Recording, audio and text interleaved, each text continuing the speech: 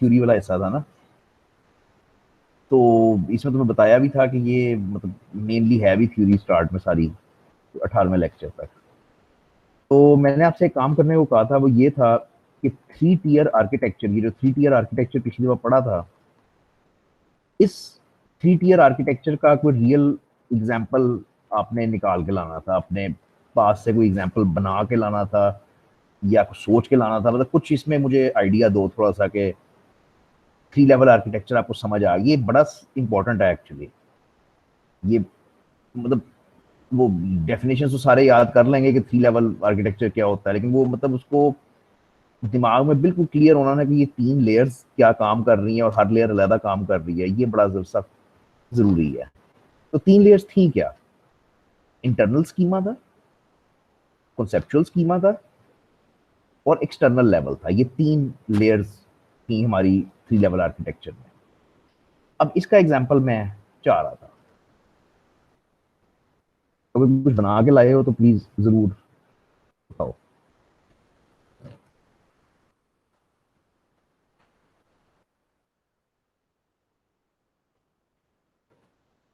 तो एक external level था, उसके बाद कॉन्सेप्चुअल लेवल था, और उसके बाद इंटरनल लेवल था। अच्छा यार, ये बहुत सारे लफ्जों से आता है, अगर आप इसको गूगल करोगे ना तो ये थ्री लेवल आर्किटेक्चर होएगा, थ्री लेवल स्कीमा का होएगा, बहुत सारे लफ्ज होते हैं, but it's the same thing, मतलब तीन डिफरेंट लेवल्स वो हैं। अच्छा, इसको डेफिनेशंस तो नहीं मैं इसकी कर सकता, पिछली दफा हमने डिटेल में डिस्कस किया था।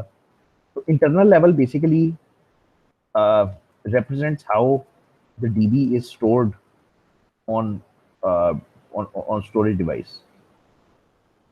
मतलब ये कि हार्ड डिस्क पे इवेंचुअली जाके उसने बाइनरी में स्टोर होना है या किसी खास फॉर्मेट में स्टोर होना है। तो इंटरनल लेवल ये बताता है कि डिस्क के ऊपर उस डीबी का स्ट्रक्चर क्या है, उसमें पॉइंटर्स कैसे पड़े हुए हैं, रिकॉर्ड्स कैसे पड़े हुए हैं, सो ऑन। मेरा आपका इससे कोई लेना देना नहीं होएगा, मतलब कतन भी लेना देना नहीं होएगा इस किताब में।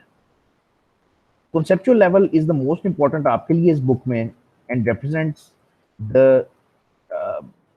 structure of data, metadata। conceptual level मेरा ख्याल है एटलीस्ट इस किताब में जो है ना, वो हम सबके लिए सबसे ज्यादा जरूरी यही है कि मेटा डेटा डिफाइन करता है कि भाई वो आ, इसमें जो डेटाबेस में जो डेटा है वो किस फॉर्मेट में किस तरीके से स्टोर्ड है।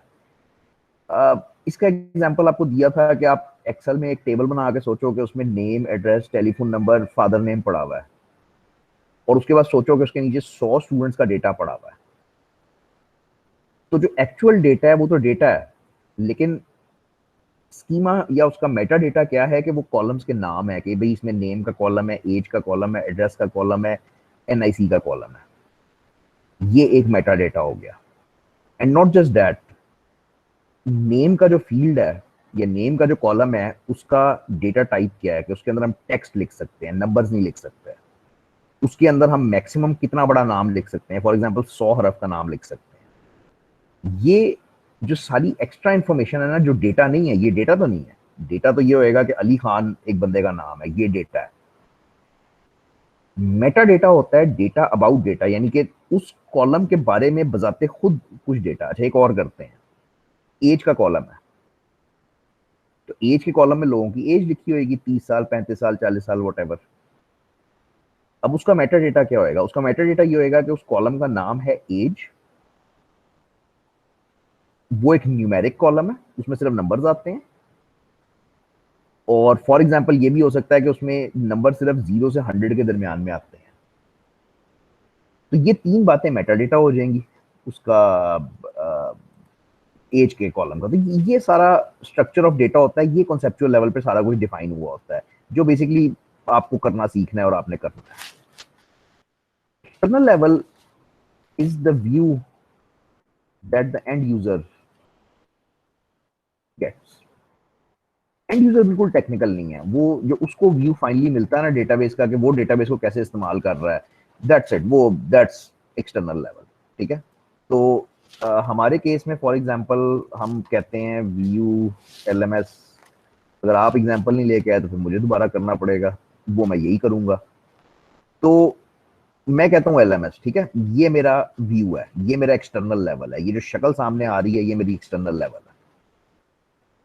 कोई भी यूजर नया दाखला लेता है और आके इसको इस्तेमाल करना शुरू कर देता है, तो एक यूजर के सामने जो तुम्हारे सिस्टम का व्यू आता है, तुम्हारे, मैं अब लफ्ज सिस्टम नहीं कहना चाहता, मैं डेटाबेस ही कहना चाहता हूँ।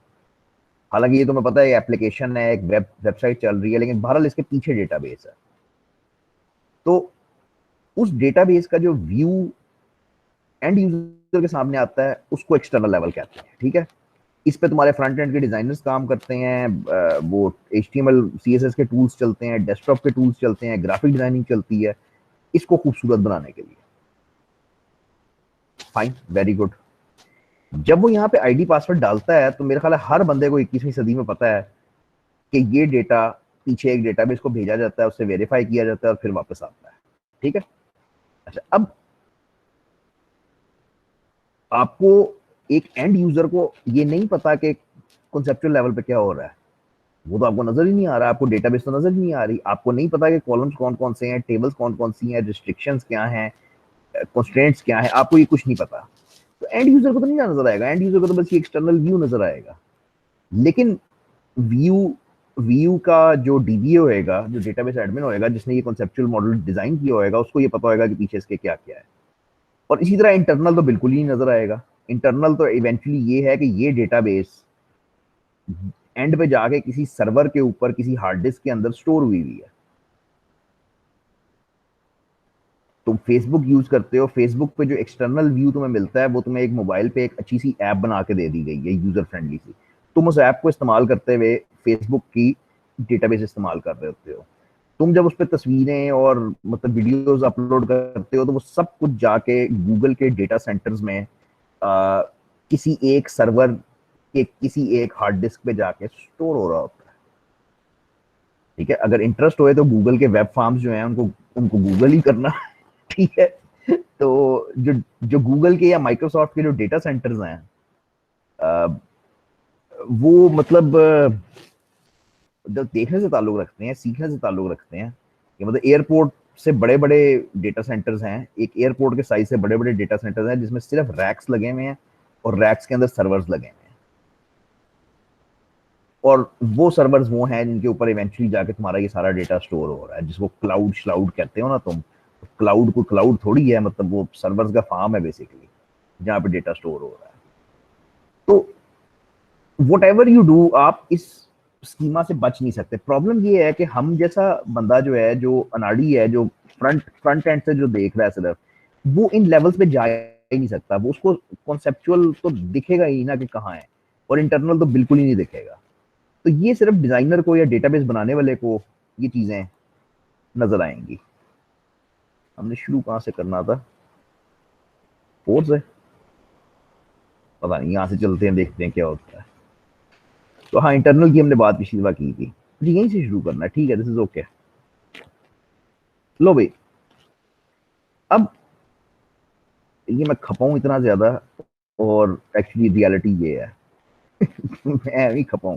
तो ये रियलिटी है कि ये एक्सटर्नल व्यू है कि आपके सामने एक एप्लीकेशन पे डेटा नजर आ रहा है, कि ये डेटा नजर आ रहा है ना, ये एक्सटर्नल व्यू है। कॉन्सेप्चुअल व्यू ये है कि पीछे एक्चुअली पड़ा क्या हुआ है। पीछे 99% एक टेबल पड़ा होता है जिसके अंदर कॉलम्स बने होते हैं, और ये है, ये कॉन्सेप्चुअल व्यू होता है। और इससे भी नीचे चले जाओ तो इंटरनल व्यू ये होता है कि डिस्क के ऊपर बाइनरी की फॉर्म में सारा डेटा कैसे स्टोर हुआ है, ठीक है। ये बहुत बहुत ही अच्छी तस्वीर है, ये 3 लेवल आर्किटेक्चर को बिल्कुल साफ कर देती है कि क्या हो रहा है।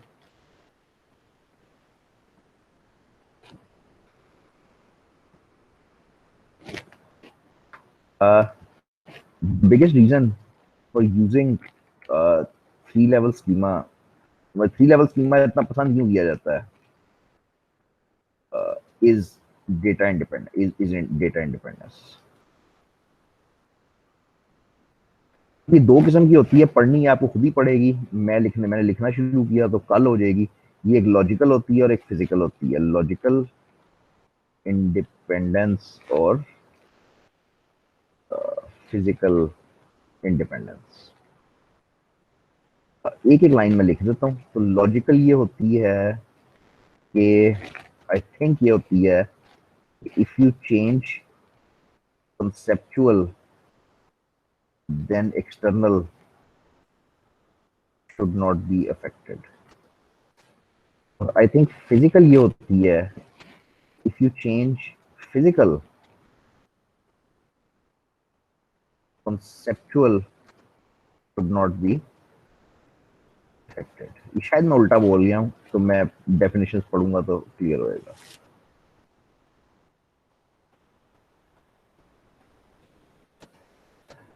चलिए थोड़ा सा मुझे 1 मिनट पहले अपना वो क्लियर कर लें। तो लॉजिकल डेटा, ये पहली लाइन पढ़ो, बस सिर्फ पहली line. Logical data independence provides the independence in a way that changes in conceptual model do not affect the external views।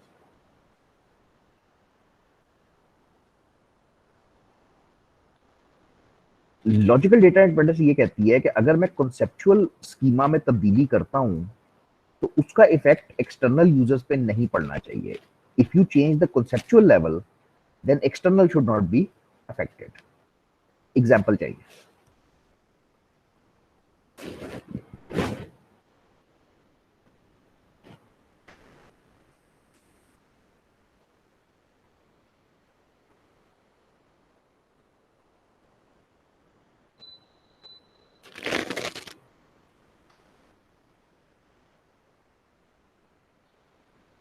थोड़ी कोशिश कर लो, अच्छे रह जाओगे।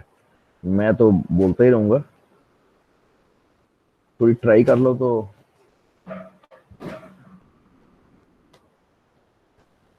एलएमएस का एग्जांपल ले लो, या वही फेसबुक का एग्जांपल ले लो, जो दोनों अभी मैंने तुम्हें दिए हैं।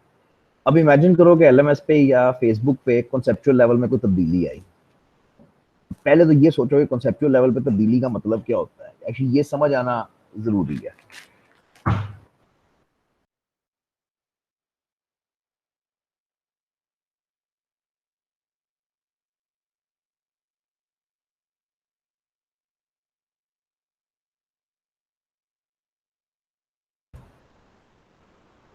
तो सबसे पहले तो ये सोचना जरूरी है कि कॉन्सेप्चुअल लेवल पे कोई चेंज जो है उसका क्या मतलब है। तो ये तस्वीर में सामने रख देता हूँ हेल्प करने के लिए।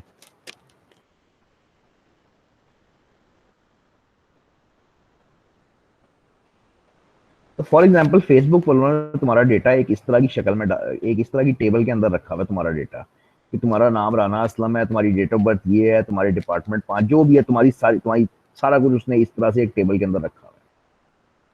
फॉर एग्जाम्पल ये जो फॉर्मेट है डेट को स्टोर करने का, वो ये है कि उसने डेट पहले रखी हुई है, फिर मंथ रखा हुआ है, फिर ईयर रखा हुआ है। अगर वो इसको चेंज कर दे, अगर वो इसको उल्टा कर दे कि पहले वो मंथ रख ले, अमेरिकन सिस्टम में चला जाए कि पहले मंथ रख ले, फिर डेट रख ले, और फिर ईयर रख ले, और ईयर को 4 डिजिट्स पे रख ले, तो ये एक चेंज है जो कंसेप्चुअल लेवल पे हुई है। ये चेंज हो सकती है। हो सकता है वो ये चेंज कर दे कि नेम के कॉलम को 2 हिस्सों में तकसीम कर दे, कि फर्स्ट नेम अलहदा और लास्ट नेम अलहदा कर दे। ये चेंज हो सकती है। हो सकता है वो यहाँ पे तुम्हारा फादर नेम भी स्टोर करना शुरू कर दे। ये सब तब्दीलियां कॉन्सेप्चुअल लेवल पे हो रही हैं। डीबी के अंदर स्ट्रक्चर चेंज हो रहा है ना डेटा का, मेटा डेटा चेंज हो रहा है। अच्छा, ये चेंजेस अगर पीछे बैक एंड पे हो रही हैं, कॉन्सेप्चुअल लेवल पे चेंजेस हो रही हैं, तो फ्रंट एंड वाले यूजर को जो हाथ में फोन पकड़ के फेसबुक की ऐप यूज कर रहा है, उसको नहीं पता चलना चाहिए, उसको डिस्टर्बेंस नहीं होनी चाहिए। पता क्या चलना चाहिए उसको, मतलब उसको कोई ट्रांसपेरेंसी होनी नहीं चाहिए। ठीक है, वो अपनी ऐप यूज कर रहा है, वो लाइन खींच के नीचे से ऊपर लेके जाता है, तस्वीर अपलोड करता है, उसको नहीं पता यार कि पीछे हमने नेम के कॉलम को तोड़ के 2 हिस्से बना दिए हैं, डेट ऑफ बर्थ को हमने उल्टा कर दिया, उसको ये सारी चीजें नहीं पता। ये बहुत मेजर रीजन है इस आर्किटेक्चर को अपनाने का, कि यूजर को नीचे वाली लेयर से बिल्कुल दूर रखना है। यूजर को फ्रंट एंड पे एक एप्लीकेशन बना के दे दो, बस वो उसके साथ खेलता रहे। पीछे आप बैक एंड पे जो चेंजेस करते हो उसका उसके ऊपर कोई इफेक्ट नहीं आना चाहिए। और अगर आता है तो it's considered poor database design. ये पुअर डिजाइन है। अगर कि आपको अगर ये इफेक्ट आता है, मतलब अगर मार्क जुकरबर्ग आपको मेलें कर रहा है कि यार वो सॉरी आज मैंने नेम को फर्स्ट नेम और लास्ट नेम में तब्दील कर दिया है, तो तुम ऐसा करो कि ऐप दोबारा इंस्टॉल कर लो, या पता नहीं ऐप के अंदर ये कर लो। तो ऐसे नहीं होता। वो हजारों लाखों चेंजेस हर वक्त उनके प्रोग्रामर्स डीबीएस करते रहते हैं। हम फ्रंट पे यूज करते रहते हैं। दिस यहाँ इज पे सर एलएमएस ब्लॉक हो जाता है है, यहाँ पर एलएमएस ब्लॉक हो जाता है व्यू का जब ये चेंजिंग करते हैं। यार इन्होंने पिछली दफा फ्रंट चेंज किया सारा, एक्चुअली एक्सटर्नल व्यू चेंज किया, वो डिफरेंट एग्जांपल है। याद है पिछली दफा इन्होंने सारा एलएमएस की शक्ल ही बदल दी है। जी लेकिन सर जब जीपी वगैरह रिजल्ट अपडेट करना होता है तो इशू आ हाँ, ये जाता है। प्रॉब्लम्स हैं कि जब ये नीचे काम हो रहा होता है तो ऊपर आपका फंस जाता है। इट्स नॉट गुड डिजाइन, ये अच्छा डिजाइन नहीं है। मतलब ये मैंने पहले कहा है ना कि अगर इस तरह की प्रॉब्लम होती है तो ये पुअर डिजाइन कंसिडर होता है। और बाकी सही कह रहे हो, ये नहीं होना चाहिए, ऐसी चीजें नहीं होनी चाहिए। अच्छा, लॉजिकल इंडिपेंडेंस बहुत मेजर रीजन है किसी सदी में ये इस स्कीमा को पसंद करने का। अच्छा, दूसरा फिजिकल इंडिपेंडेंस है, ये कदरे आसान है समझना। फिजिकल इंडिपेंडेंस ये कहती है कि एंड यार अब ये लफ्जों का हेर फेर है। अब ये फिजिकल स्कीमा होता है ना, इंटरनल स्कीमा जो है, जो डिस्क से ताल्लुक रखता है। तो फिजिकल डेटा इंडिपेंडेंस ये कहती है कि इफ यू चेंज फिजिकल, यानी अगर तुम इस लेवल पे कुछ चेंज करते हो फिजिकल लेवल पे, तो इसका इफेक्ट ऊपर नहीं पड़ना चाहिए। बड़ी आसान सी बात है। तुम अगर डेटाबेस तुम्हारी फॉर एग्जांपल एक डेटा सेंटर में एक हार्ड डिस्क के ऊपर पड़ी हुई है और तुम उसको उठा के एक और डेटा सेंटर में रख देते हो, किसी और सर्वर पे, किसी और हार्ड डिस्क पे, तो इसका इफेक्ट डेटा के स्कीमा पे नहीं होना चाहिए कि डेटा की डेफिनेशन है, जो कॉलम्स बने हुए हैं, जो डेटा सारा पड़ा हुआ है, उसके ऊपर इफेक्ट नहीं होना चाहिए। ठीक है, और वो होता भी नहीं है, वो आसान है बिल्कुल। ये बहुत आसान है समझना। तुम एक एक्सेल की फाइल समझो अपने दिमाग में जिसमें तुमने 10 कॉलम बनाए हुए हैं और घर का हिसाब किताब तुमने उस पर सेव किया हुआ है। अब वो फाइल जब तुम कंट्रोल सी करके जाके कहीं और कंट्रोल वी कर दोगे किसी और कंप्यूटर पे, तो ये इंटरनल स्कीमा तो चेंज हो गया ना, विच मीन्स के फिजिकल लेवल तो चेंज हो गया कि एक जगह से दूसरी जगह चली गई, लेकिन उसका इफेक्ट ऊपर तुम्हारी फाइल पे नहीं पड़ेगा। फाइल तुम अभी भी खोलोगे तो उसमें वैसे ही कॉलम नजर आएंगे और तुम्हें कोई फर्क नहीं पड़ेगा। तो दिस इज व्हाट मतलब फिजिकल इंडिपेंडेंस इज। इसका ताल्लुक जो सर्वर्स पे काम करते हैं, डेटा सेंटर्स में काम करते हैं, उनके साथ होता है ज्यादातर। हमारे साथ लॉजिकल इंडिपेंडेंस का बहुत ज्यादा ताल्लुक रहेगा। अगेन ये मतलब बातें तो ये इतनी है, लेकिन ये बहुत ही ज्यादा जरूरी है दिमाग में क्लियर होना कि ये क्या है। तो इनको एग्जाम्पल के साथ अपने दिमाग में किसी तरह से बिठा लो कि लॉजिकल डेटा इंडिपेंडेंस क्या है और फिजिकल क्या है।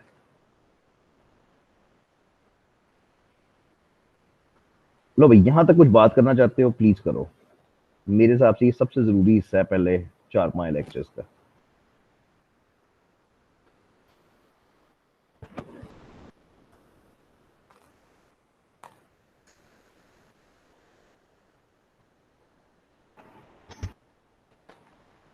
अच्छा भाई, अब थोड़ा आसान काम है, ये पढ़ लेना प्लीज। मैं करवा तो देता हूँ, लेकिन ये रीडिंग है। फंक्शंस ऑफ अ डीबीएमएस, ये डेटाबेस मैनेजमेंट सिस्टम सॉफ्टवेयर जो है वो क्या काम कर रही होती है। तो बेसिकली जो डेटा प्रोसेसिंग ही कर रही होती है। अब डेटा प्रोसेसिंग के अंदर वो इंसर्ट करना डेटा, डेटा अपडेट करना, डिलीट करना, मैनेज करना, ये सब डेटा प्रोसेसिंग है। यूजर एक्सेसिबल कैटलॉग, हर डीबीएमएस एक कैटलॉग प्रोवाइड करती है। कैटलॉग के बड़े नाम है, इसको डिक्शनरी भी कहते हैं, लेकिन ये बेसिकली वो जगह है जहां पे सारा तुम्हारा मेटा डेटा स्टोर होता है। ये जो सारे रूल्स हमने बनाए हैं कि भाई नेम के कॉलम में 100 कैरेक्टर्स आएंगे, एज में जो है वो 0 से 100 तक, ये सारे रूल्स एक कैटलॉग के अंदर जाके स्टोर होते हैं। तो दैट इज वेयर तुम्हारी डेटाबेस बेसिकली डिफाइन होती है। ट्रांजैक्शन सपोर्ट इस वक्त नहीं, आगे जाके बहुत सारा कुछ पढ़ोगे इसके ऊपर। बहरहाल ट्रांजैक्शन को मैं डिफाइन यहाँ पे कर सकता हूँ। Transaction is a single unit of work carried out on a database. Database के ऊपर कोई एक सिंगल जो ऑपरेशन करते हो ना, उसको ट्रांजैक्शन बोलते हैं। लेकिन ट्रांजैक्शन मुकम्मल एक लॉजिकल यूनिट होता है। और ये लफ्ज यहां से निकला है कि अगर तुम एटीएम पे जाओगे और एटीएम से जाके 20,000 रुपए निकालोगे तो ये एक ट्रांजैक्शन है। अब इसमें 25 स्टेप इन्वॉल्व है। ठीक है, फॉर एग्जाम्पल तुम कार्ड डालते हो, तुम पिन डालते हो, तुम्हारी पिन बैंक के सर्वर को भेजी जाती है, बैंक का सर्वर अपनी डेटाबेस से चेक करता है कि पिन वैलिड है या नहीं, फिर वो एटीएम को वापस मैसेज भेजता है कि हाँ भी पिन वैलिड है, अगला काम करो। फिर तुम कहते हो कि मैंने 20,000 रुपए निकालने हैं, फिर वो डेटा उठा के बैंक के सर्वर्स को भेजा जाता है और चेक किया जाता है कि तुम्हारे पास 20,000 हैं भी या नहीं। और अगर होते हैं तो वो दोबारा बैंक का सर्वर एटीएम को कहता है कि हाँ भी दे दो इसको पैसे। उसके बाद पैसे डिस्पेंस हो जाते हैं। अब इस ट्रांजैक्शन के अंदर, इसके अंदर बहुत एक लंबी लड़ी है स्टेप्स की। तो ये ट्रांजैक्शन होती है कि मतलब डीबीएमएस बेसिकली ट्रांजैक्शन सपोर्ट देता है कि फॉर एग्जांपल तुम्हारी ट्रांजैक्शन फेल हो जाती है दरमियान में, तो ये नहीं होता कि 20,000 रुपए कट जाए, ये नहीं होएगा कि 20,000 रुपए तुम्हारे अकाउंट से कट जाएंगे और पैसे निकलेंगे नहीं, ये नहीं होएगा। तो अगर किसी वजह से ट्रांजैक्शन फेल होती है तो वो पूरी ट्रांजैक्शन रिवर्स हो जाती है। इसको रोल बैक कहते हैं डेटाबेस की जबान में, ठीक है। रोल बैक मीन्स कि उसी जगह पे वापस ले जाओ जिस जगह से तमाशा शुरू हुआ था, ठीक है। तो ये ट्रांजैक्शन सपोर्ट बहुत जरूरी है डीबी में प्रोवाइड करना। इस पर काफी लेक्चर्स हैं आगे जाके। कॉन्करेंसी कंट्रोल मीन्स, कॉन्करेंसी का मतलब है कि एक से ज्यादा लोग एक ही वक्त में काम कर रहे होंगे। This is what concurrency means. तो जाहिर बात है डीबी, एक डीबी को हजारों यूजर इस्तेमाल कर रहा होता है, तो इट्स नेसेसरी कि डीबीएमएस तुम्हें ये फैसिलिटी प्रोवाइड करे। रिकवरी सर्विसेज में पिछली बार बात की थी कि जब डेटाबेस क्रैश होएगी तो वापस कैसे लानी है। बड़ा ही मजेदार टॉपिक है, बहुत ही जरा टेक्निकल टॉपिक है, ठीक है। हेलो वैसा।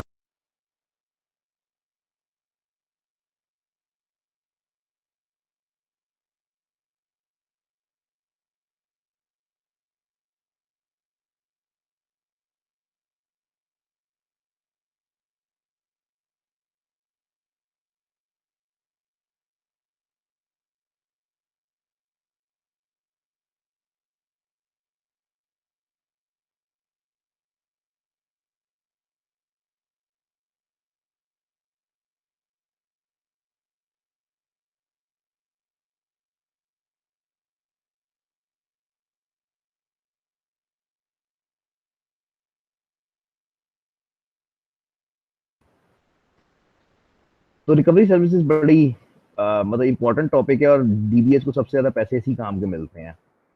ऑथराइजेशन सर्विसेज मींस कि वो जो हर यूजर को डेटाबेस में पहचानना होता है कि कौन सा यूजर मुझे एक्सेस कर रहा है। ये वो एग्जांपल थी जो पिछली बार क्लर्क और बैंक मैनेजर की दी थी, कि अगर क्लर्क एक्सेस करने आता है तो उसको थोड़ा सा डेटा दिखाता है, अगर ब्रांच मैनेजर आता है उसको ज्यादा डेटा दिखाता है, समथिंग लाइक दैट। फिर ऑब्वियसली डेटा कम्युनिकेशन की सपोर्ट होनी चाहिए और इंटेग्रिटी सर्विस। ये प्लीज पढ़ लेना, ये थोड़ा थोड़ा सा एक एक पैराग्राफ लिखा हुआ है सबके ऊपर, तो ये पढ़ लेना, आसान ही है। डीबीएमएस एनवायरनमेंट सिंगल यूजर हो सकते हैं या मल्टी यूजर हो सकते हैं। सिंगल यूजर मींस कि एक वक्त में एक ही यूजर उसको इस्तेमाल कर सकता है। मुझे नहीं पता ये कहाँ एक्चुअली ऐसी डेटाबेस इस्तेमाल हो रही होगी जहाँ पे एक वक्त में एक यूजर इस्तेमाल कर सकता होगा, रियली मुझे नहीं पता। पूरी डेटाबेस की साइंस जो है वो मल्टी यूजर के ऊपर बनी हुई है, कॉन्करेंसी के ऊपर बनी हुई है कि मल्टीपल यूजर्स को आपने ये काम करने की फैसिलिटी देनी है। तो ये जो आर्किटेक्चर ज्यादातर यूज होता है वो क्लाइंट सर्वर होता है, कि डीबीएमएस डेटाबेस जो है वो एक सर्वर के तौर पे काम करती है, और क्लाइंट्स वो लोग होते हैं जो इसको आके एक्सेस करते हैं, हिट करते हैं, यूज करते हैं। फॉर एग्जांपल बैंक का सर्वर पड़ा हुआ है कराची में जिसके ऊपर डेटाबेस है, डीबीएमएस है, और क्लाइंट्स आपके पूरे पाकिस्तान के एटीएम्स होते हैं जो उस सर्वर को एक्सेस करते हैं। इसी तरह ब्रांच के अंदर जो कंप्यूटर्स पे लोग, मतलब जो उसको सर्वर को एक्सेस करने की कोशिश करते हैं, वो सारे क्लाइंट्स हो गए। तो ये सब मल्टी यूजर का एग्जांपल है, हजारों लाखों यूजर्स लगे होंगे, यूज कर रहे होंगे।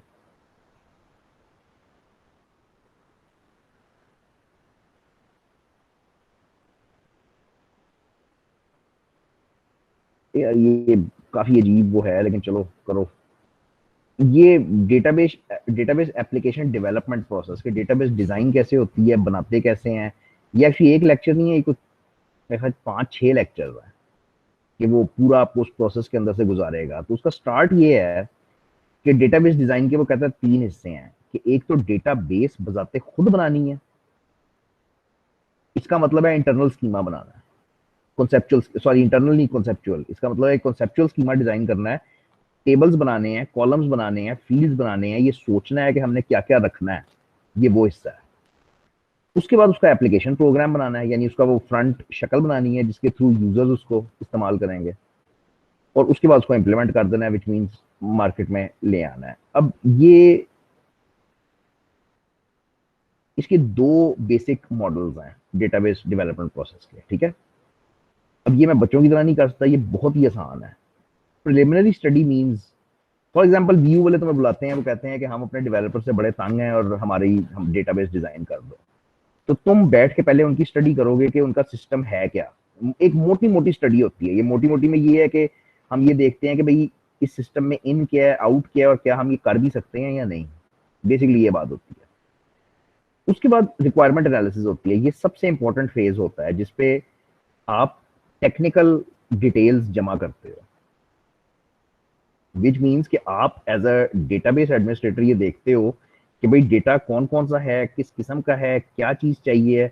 मतलब एक एक चीज जो सिस्टम के अंदर चल रही होती है वो रिक्वायरमेंट्स के अंदर आती है, उसको आप लिखते हो, और ये इवेंचुअली आप क्लाइंट से साइन करवाते हो रिक्वायरमेंट एनालिसिस, उससे ये स्टाम्प पेपर पे लिख के आप साइन करवाते हो कि भाई ये चीज तुम चलना चाह रहे हो सिर्फ। अच्छा, उसके बाद you do the database design. Design means कागज पेंसिल पे जिस तरह आर्किटेक्ट एक नक्शा बनाता है ना घर का, उस तरीके से तुम डीबी डिजाइन करते हो। ये ज्यादातर डायग्राम्स होते हैं, डायग्राम्स की शक्ल में तुम डेटाबेस डिजाइन करते हो। अच्छा, इसको ये ना समझना कि डेटाबेस का वो खुद है, ये थोड़ी देर में समझ आ जाएगी, ये डायग्राम्स आपके कोर्स में है।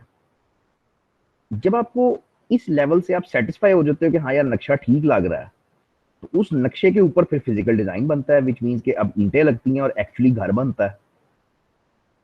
तो फिजिकल डिजाइन डेटाबेस की टर्म्स में ये है कि आप एक सॉफ्टवेयर डीबीएमएस का सॉफ्टवेयर यूज करते हो और उसके ऊपर एक्चुअली वो फिजिकल डिजाइन क्रिएट करते हो। वो मतलब वो टेबल एक सॉफ्टवेयर के अंदर वो टेबल्स बनाते हो, वो सारा कुछ, यानी जो कागज पेंसिल पे आपने डिजाइन बनाया था उसको अब आप सॉफ्टवेयर के अंदर एक्चुअली एक शक्ल देते हो। इम्प्लीमेंटेशन मीन्स के वंस यू आर सेटिस्फाइड तो आप जाके वीयू वालों को सॉफ्टवेयर दे देते हो कि जो भी इस्तेमाल करो, ये इम्प्लीमेंटेशन हो गई। और मेंटेनेंस मीन्स के वो जो ट्रबल शूटिंग साल साल और सारा चलता जाना है। अगेन थोड़ा थोड़ा सा है, एक कहानी सी अपने दिमाग में बना लो और हर स्टेज पे ये याद कर लो कि हर स्टेज पे आप क्या कर रहे हो, इससे ज्यादा कुछ नहीं है। अगर किसी बंदे ने सॉफ्टवेयर इंजीनियरिंग पढ़ी हुई है तो ये बिल्कुल वही है जो सॉफ्टवेयर डेवलपमेंट प्रोसेस था, जो SDLC जिसको कहते थे, सॉफ्टवेयर डेवलपमेंट लाइफ साइकिल, ये बिल्कुल वही है। अच्छा, इसमें कुछ चेंजेस लोग लाते हैं। फॉर एग्जाम्पल एक ये मॉडल है, तो ये कहता है कि analyse user environment, which means वही कि यूजर रिक्वायरमेंट्स डिफाइन करो। उसके बाद कॉन्सेप्चुअल मॉडल डिजाइन करो। ठीक है, कॉन्सेप्चुअल मॉडल अगेन वही डायग्राम्स है कि हाई लेवल पे डेटाबेस होएगी क्या। अच्छा, उसके बाद कॉन्सेप्चुअल को लेके जाओ लॉजिकल के ऊपर। अब ये इसमें सिर्फ डिफरेंस है, जो पिछले एग्जांपल में था इसमें कॉन्सेप्चुअल में तुम डायग्राम समझ सकते हो, लॉजिकल में आगे तुम समझोगे तुम वही टेबल्स नहीं, मतलब लॉजिकल यार थोड़ा सा डिफरेंट होएगा। पता नहीं इसको कैसे इस वक्त डिफाइन करूंगा, आई डोंट नो। तो ये मॉडल डिजाइन बनाने के बाद तुम एक सॉफ्टवेयर चूज करोगे जिसके अंदर तुमने काम करना है, कौन सी डीबीएमएस में काम करना है, और फिर तुम फिजिकल डिजाइन बनाओगे।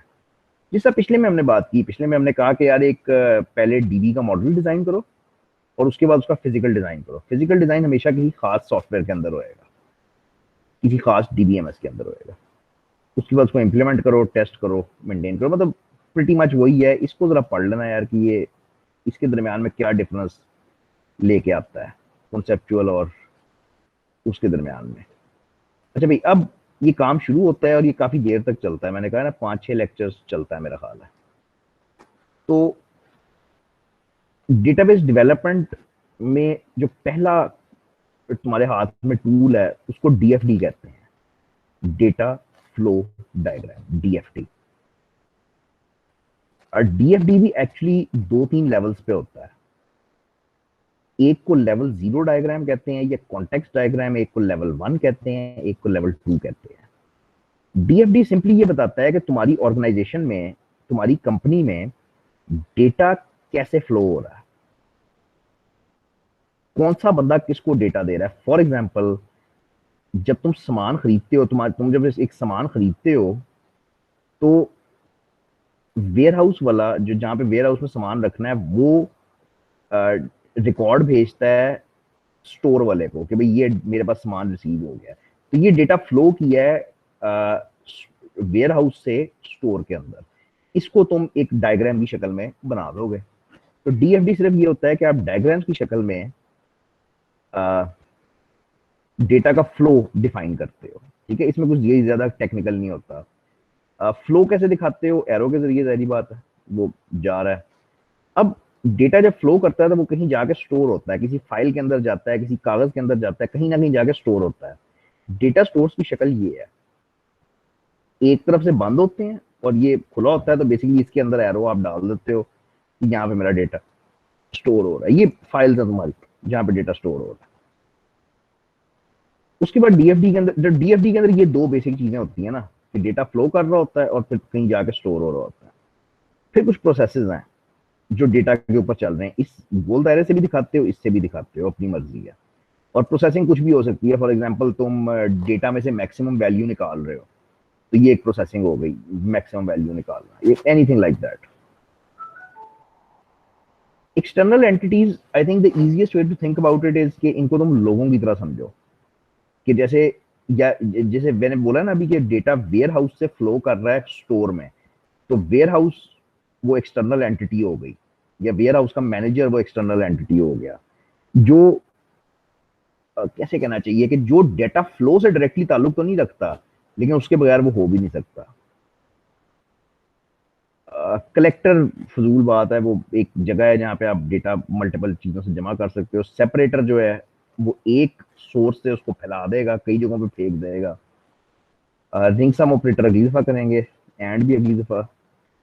हाँ, ये मैं करना चाहता हूँ। There are three basic types of DFD. एक को कॉन्टेक्स्ट डायग्राम कहते हैं, एक को लेवल 0 कहते हैं, और इसको डिटेल्ड कहते हैं, इसको लेवल 2 भी कहते हैं, दो नाम है इसके, ठीक है। कॉन्टेक्स्ट डायग्राम बेसिकली ये होता है कि आपका जो सिस्टम है, जो आपका डेटाबेस सिस्टम है, उसको एक सिंगल डब्बे में दिखाया जाता है। ये सिंगल डब्बा है मेरा परचेजिंग सिस्टम। ये कॉन्टेक्स्ट लेवल की पहचान है डायग्राम की, कि आपके सिस्टम को एक सिंगल डब्बे के अंदर दिखाया जाता है, और बस एक्सटर्नल एंटिटीज दिखाई देंगी। तो आपके सिस्टम के साथ कौन लोग खेल रहे हैं, सप्लायर खेल रहा है, ये डिपार्टमेंट आपका खेल रहा है, और ये डिपार्टमेंट खेल रहा है। अब डेटा फ्लो करता है, आपका सिस्टम ऑर्डर प्लेस करता है सप्लायर को, सप्लायर इनवॉइस जनरेट करता है आपको, और आप पेमेंट करते हो सप्लायर को। ये डेटा फ्लो हो रहा है ना, दो एंटिटीज के दरमियान में डेटा फ्लो कर रहा है। अच्छा, इसी तरह जो आपका मटेरियल डिपार्टमेंट है, वो आपको रिक्वायरमेंट्स भेजता है, वो आपको बताता है कि अभी कितना सामान चाहिए है, और जब आपका सामान वापस आ जाता है, रिसीव हो जाता है वेयर हाउस में, तो रिसीविंग डिपार्टमेंट कंफर्मेशन दे देता है कि एक बड़ा सिंपल सा एग्जांपल है कि एक वेयर हाउस परचेजिंग सिस्टम है जिसमें ऑर्डर्स हो रहे हैं, सामान आ रहा है, और वो उसका डेटा फ्लो डायग्राम ये है। अच्छा, ये बड़ा मुश्किल काम है, तुम्हें इसके ऊपर असाइनमेंट भी आनी है। एग्जाम में तो कम आता है, लेकिन असाइनमेंट तुम्हें जरूर आती है इसके अंदर। अब इसमें कोई राइट रॉन्ग आंसर नहीं होता, यकीन करो।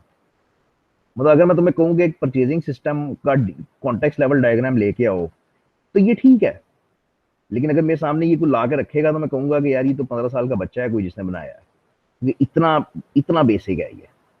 लेकिन गलत नहीं है ये भी ठीक है। तो इसमें तुम जितना एंटिटीज ज्यादा डालते जाओगे, उतना ही अच्छा एक्यूरेट होता जाएगा।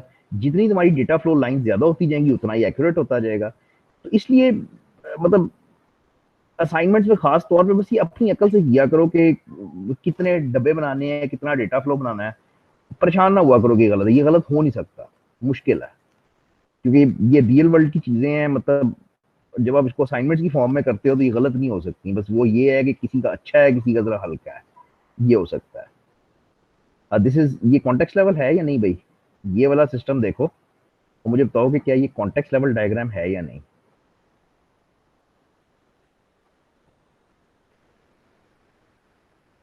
तो कॉन्टेक्स्ट लेवल की पहचान क्या थी, कि आपका सिस्टम, आपका सॉफ्टवेयर, आपका जो भी है, वो एक सिंगल यूनिट में पड़ा होता है।